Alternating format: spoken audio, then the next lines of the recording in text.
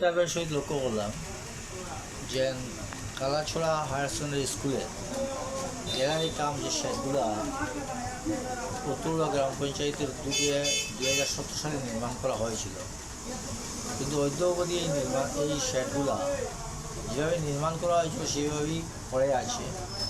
যদিও উত্তরুয়া গ্রাম পঞ্চায়েত সেটা 2017-18 সালে একটা উদ্যোগ নিয়েছিল, কিন্তু নির্বাচন ঘোষণার কারণে সেটা তারা বিলিবণ্টন করতে পারেনি।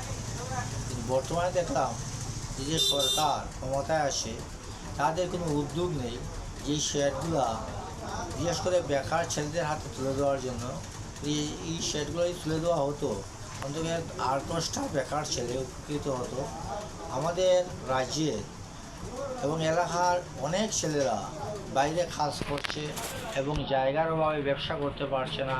আমাদের হাতে সুযোগ থাকা সত্ত্বেও এই সরকারের কোনো উদ্যোগ নেই যে কালাছড়া দ্বাদশ শ্রেণীর বিদ্যালয়ের যে মাঠ গ্যালারি কাম যে শেডগুলো, এই শেডগুলা উদ্বোধন করে বিশেষ করে বেকার ছেলেদের হাতে তুলে দেওয়ার কোনো উদ্যোগ তারা গ্রহণ করেন নাই।